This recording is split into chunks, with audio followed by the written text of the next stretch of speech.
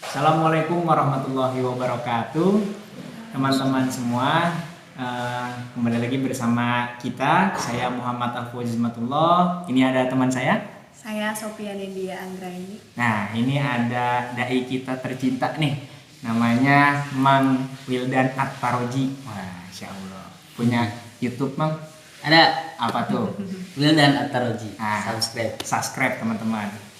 Nah, jadi teman-teman di sini kita mau nanya-nanya nih kepada Mang Idan gitu. Biar akrab kita panggil Mang Idan.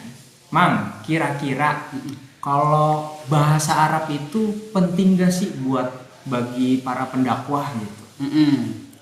Kalau menurut saya pribadi, bahasa Arab itu bukan penting lagi, tapi bahkan sangat penting. Sangat penting. Sangat penting. Alasannya karena memang selain daripada kita harus mencintai bahasa Arab itu sendiri, bagi seorang dai kemampuan berbahasa Arab itu dan juga bahasa Arab itu sangat berpengaruh besar dalam tentunya dalam melaksanakan tugas dakwahnya. Karena bagaimana mungkin seseorang bisa berdakwah ataupun mengajak, menginfluence seseorang, mempengaruhi seseorang kalau sementara referensi itu kan banyak dari bahasa Arab. Kalau nggak ngerti, katakanlah nggak ngerti bahasa Arab, maka menurut saya bahasa Arab itu sangat penting bagi seorang dai. Itu sangat penting ya, Mbak ya? Penting banget. Saya jadi teringat kata-kata Umar bin Khattab, Bang. Gimana? Kata Umar bin Khattab tuh, pelajarilah bahasa Arab karena sebagian besar dari agamamu adalah dari Arab. Betul. Jadi sangat penting sekali ya teman-teman ya.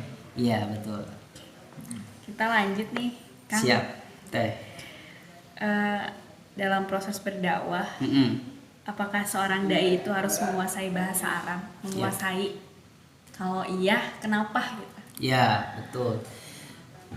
Dalam berdakwah, tentunya seorang dai harus menguasai bahasa Arab.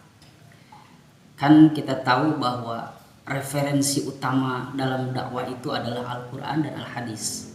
Sementara bahasa Al-Quran itu, bahasa hadis itu adalah bahasa Arab. Maka penting, sangat penting seorang dai harus menguasai bahasa Arab. Karena memang bagaimana, kembali tadi, bagaimana mau menyampaikan tentang isi dan esensi Al-Quran ataupun makna hadis yang terkandung dalam hadis kalau tidak memahami bahasa Arab, kayak gitu. Gitu, Mang. Tapi ini Mang ya, bicara tentang bahasa Arab itu kan kaitannya erat banget sama kitab-kitab Turos itu, Mang. Betul. Kitab-kitab kuning, yang kitab-kitab gundul tuh. Betul. Nah, sepengalaman Mamang sendiri, menurut Mamang itu kalau berceramah pakai kitab Turos itu referensinya itu penting banget apa enggak? Terus Mamang pernah apa enggak gitu? Oh iya. Menurut saya kitab Turos itu merupakan literasi peradaban umat Islam. Literasi peradaban umat Islam. Dan menurut saya itu sangat penting. Saya sendiri pun sehingga hari ini itu referensi yang sering dipakai itu kitab Turos. Karena memang wawasan ataupun khazanah keilmuan di kitab Turos itu sangat luar biasa, luas sekali, banyak sekali ilmu-ilmu mungkin ya yang tidak bisa didapatkan di luar kitab Turos. Makanya itu kitab Turos itu sangat hebat sekali. Saya sering menggunakan hingga hari ini. Masya Allah. Gitu. Mantap banget berarti ya kitab Turos. Bahkan dulu dikarang sama ulama yang hatinya bersih, ulamanya udah meninggal tapi karangnya masih tetap ada sampai sekarang. Nah, makanya saya ingat akan pesan guru saya dulu. Apa tuh? Ketika kita belajar ataupun mempelajari kitab Turos itu, karena kitab Turos itu dikarang oleh wali, maka kita akan kebagian keberkahan dari wali tersebut. Sedikit saja ya, kita kenal kitab Jurumiyah. Kitab Jurumiyah. Ya, semua pasti kenal kitab Jurumiyah.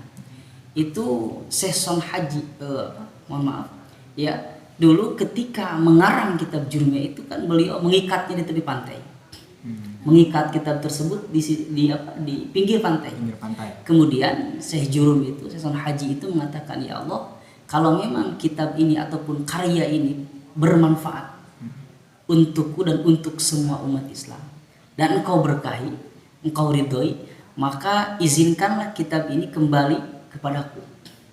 Jadi akhirnya Syekh Jurum atau Syekh Haji itu melemparkan kitab tersebut di tengah lautan. Dalam doanya, kalau memang ini bermanfaat, engkau ridhoi, kembalikanlah kepadaku seperti sedia kala. Logikanya nih, kalau kitab dibuang ke laut, pasti kan otomatis itu pecah ataupun hilang. Tapi itu kembali seperti sedia kala. Makanya itulah salah satu kaum. Dan kalau kita belajar turof dan memakai dalam dakwah memakai referensi salah satu turof, itu insya Allah akan kebagian keberkahan tersebut. Keberkahan tuh. Maka pasti penting mengetahui ataupun belajar itu dalam berdakwah. Lagi-lagi ikro ya. Nah itu betul. Lagi-lagi ikro. Iya. Negara maju saja dengan ikro bisa maju gitu. Betul. Apalagi kita Indonesia punya ikro bismillahirrahmanirrahim. Betul, nah itu ya. Kita betul ada ikro tuh teh ya. Apalagi UIN lah gitu. UIN itu ya ikro bismillahirrahmanirrahim. Ya gitu. Wahyu memandu ilmu. Nah, wahyu mandu ilmu. Ini masih panjang nih. Apa tuh? Apa waktunya? Oh, Udah dikit cukup. lagi. Dikit Oh, lagi. dikit lagi. Satu lagi nih kan. Siap. Bagaimana sih Kang tips bagi orang yang ingin menjadi penceramah? Kira-kira amunisi apa sih yang harus pemula gitu, buat pemula?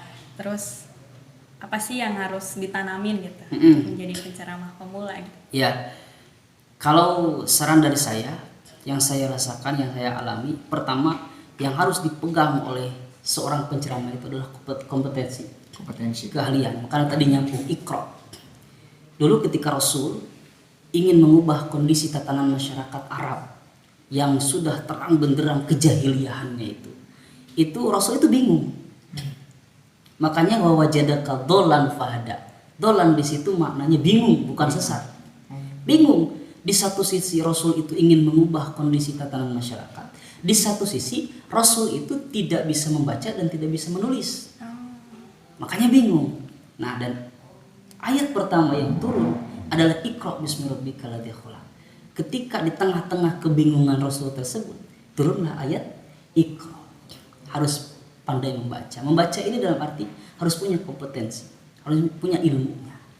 Jadi yang paling utama menurut saya bagi seorang dai ataupun penceramah pemula itu harus diawali dengan banyak referensi ilmu, banyak membaca. Seperti ini. Iya. Kalau dari membaca tuh meningkatkan sensitivitas kita. Betul, gitu. betul sekali. Bagaimana moto pendidikan yang digagas sama Ki Hajar kan? Iya, Esensi dari hasil membaca itu ngerti, Ya, merasa, betul. ngelakoni. Nah, iya betul sekali. Oke. Makasih banyak nih Mang ya. Siap, sama-sama. Oke. Teman-teman, kalau ingin menjadi pendai yang hebat, kuncinya cuma satu, yaitu ikro, banyak-banyak membaca buku, membaca keadaan, membaca alam sekitar. Masya Allah. Terima kasih buat Mang Idan. Sama-sama.